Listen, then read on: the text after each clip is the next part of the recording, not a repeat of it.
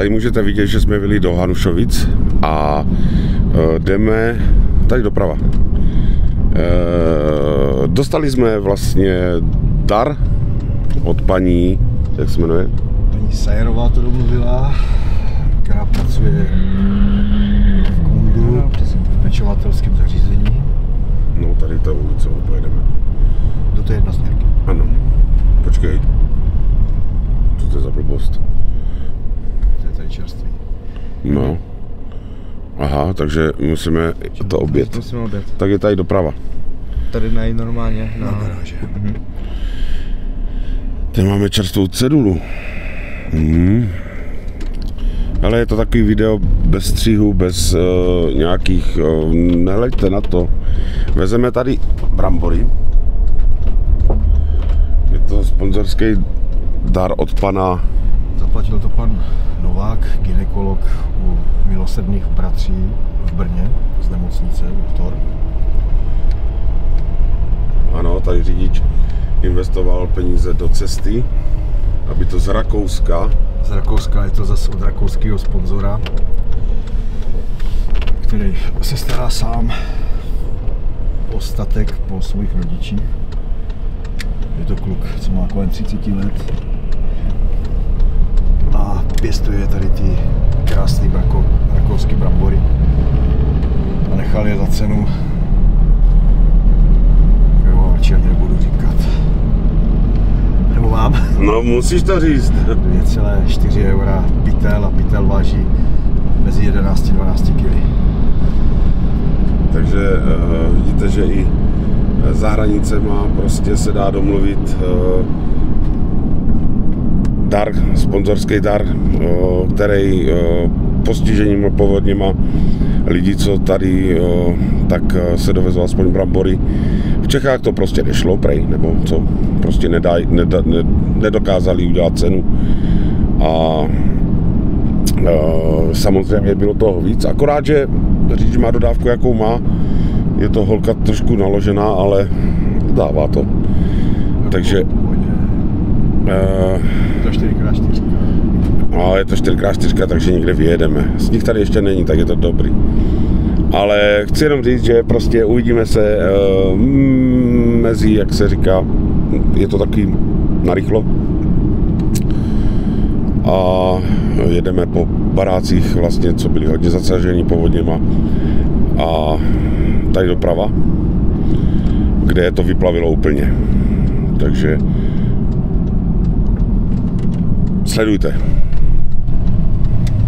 sledujte a držte palce. Tak, tady můžete vidět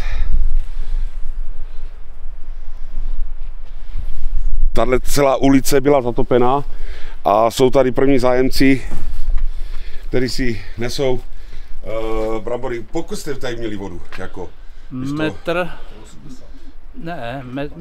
metr 80 to bylo v 97.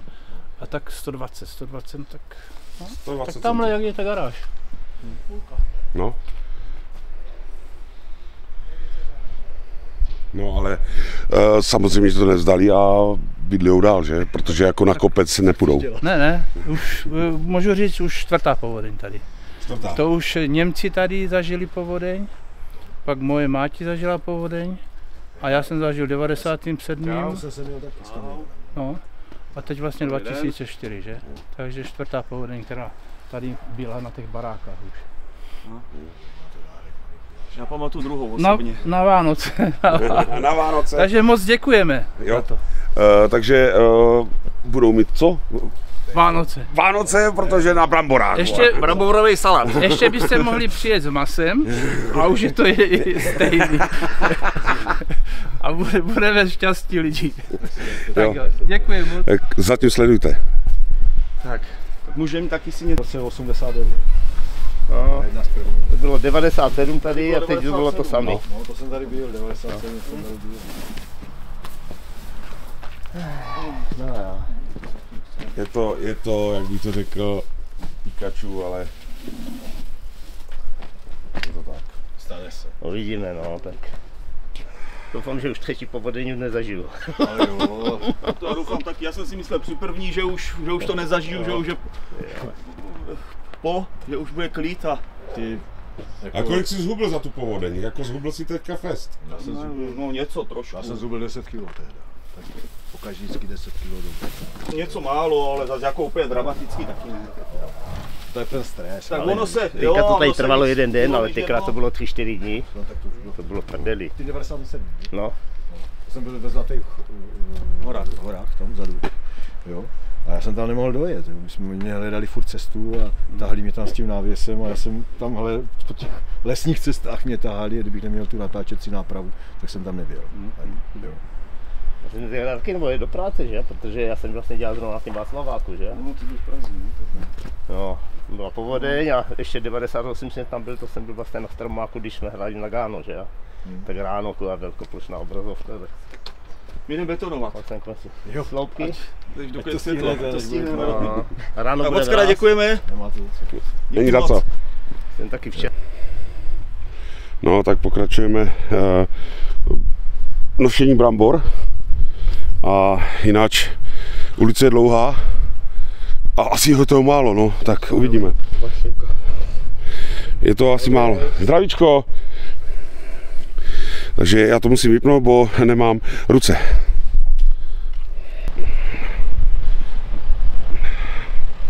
No, takže stále pokračujeme s roznáškou brambor. Velice doktorovi děkujeme. Já teda děkuji za občany tady města a já musím najít ještě vchod. Jako znám to tady, ale jako děcko, jo.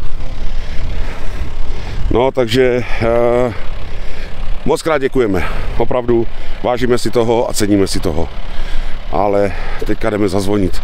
A někteří lidi nechcou být na kameře, takže opravdu poctivě to roznášíme dům po domu, jo.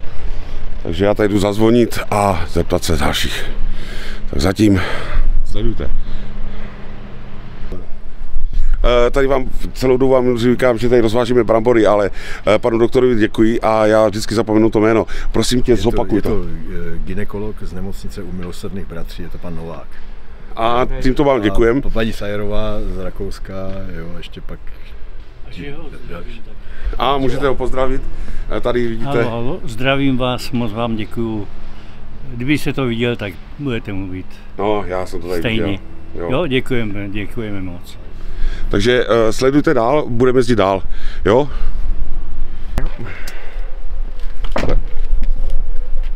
Můžete vidět, že opravdu nožem, ano, roznášíme stále.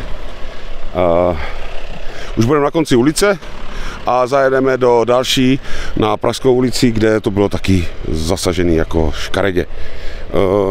Jinak stabila obrazu, něco takového upravené nejsou, jsou tak, jak jsou. Prostě, pane doktore, děkujem a i paní a tomu chlapovi, co to vlastně ty brambory vypěstoval. Ceníme si to a jsou dobré.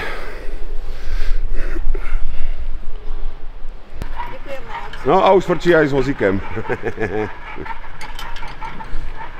Dobře fungovalo, fakt.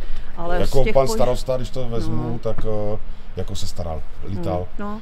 Jo, ale říkám, někomu se zavděčí, jo. někomu ne. No ale teďka tady třeba daleko větší problém máme se silnicou, že? Protože to se dělá od konce dubna. Až to furt není hotovo. My pořád ještě nemáme chodit. My máme tady auto parkovat, protože ani na zahradu nevědeme. Tam vylezete za branku a je tam metrový výkop to je teda hrozný. To je firma Kareta, říkala jsem, to jsou fakt želvy. Ne, mají to Mají to v popisu práce, jo. Ale jinak dobrý, no tak bordel furt v chodbě, to se furt práší. Trávu jsem nasela, protože neprší, tak nerostla. Ano. No ale děkujeme moc. Taky, mějte se. Naschledanou. Tak Zeni, vem bramburky a odnes paní. A budou toho čipsy, no. Hranolky. Hranolky, tak jo. Tak utíkej. Jsou tam otevřené dveře. Jo.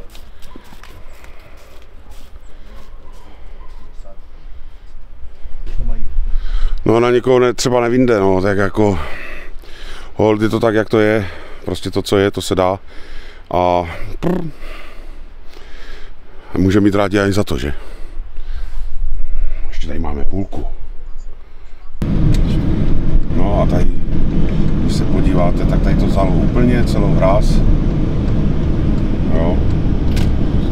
A na druhé straně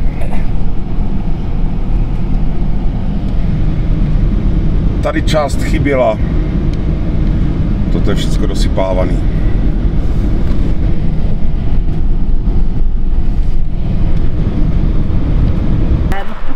Tak řidič vám řekne, teda s poděkováním, teda... Jo, takže toto zaplatil pan doktor Novák z nemocnice u Milosrdných bratří v Brně, gynekolog.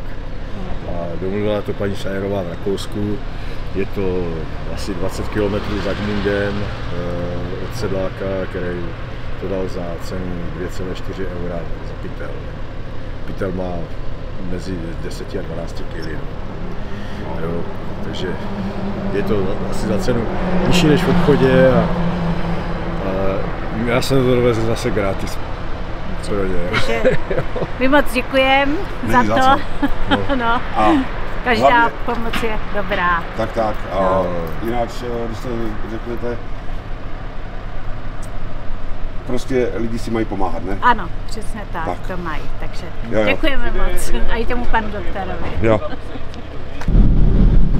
Takže lidi, je to bez střihu, je to bez nějakýchkoliv okolností, stříhat to nebudu ani nějak, protože na to nemám prostor časový jako takový. A jinak bych opravdu chtěl poděkovat doktorovi i paní Sajerové i vlastně tomu pěstiteli, co to vypěstoval v Rakousku. Hele, říkám vám na rovinu, není to žádný video, abych se zviditelnil nebo něco takového, je to prostě normální pomoc, jako když třeba jdete po chodníku a někomu upadne peněženka. No tak jdete za ním, zvednete tu peněženku a zavoláte na toho člověka, halo, spadlo vám peněženka. Je to prostě normální běžná pomoc. I když v dnešní době je pravda, že když někomu jdete pomoct, tak oni si myslí, že je chcete obrat nebo otrávit, nebo já nevím co. Hele, myslete si o tom, co chcete. My tady tomu rektoru děkujeme a jak říkám, mohli jste vidět celý video a do toho koukám doteď, tak moc vám jako děkuji, že jste vydrželi až do konce a já jenom doufám, že budu mít dobrý zvuk. Tady koukám na ten kabel, jo, možná to bude. Hele, komu se líbí, dá like, komu ne, tak ať na to nekouká. Mějte se krásně, toto je jenom takový vzkaz, že jsme ty brambory neprodali někde do nějakého, co to je, do nějaké zeleniny nebo něco takového, nebo do nějaké hospody. Opravdu jsme si dali práci s tím, to rozvíst. Zmrzli jsme, protože tady už jako je chladno.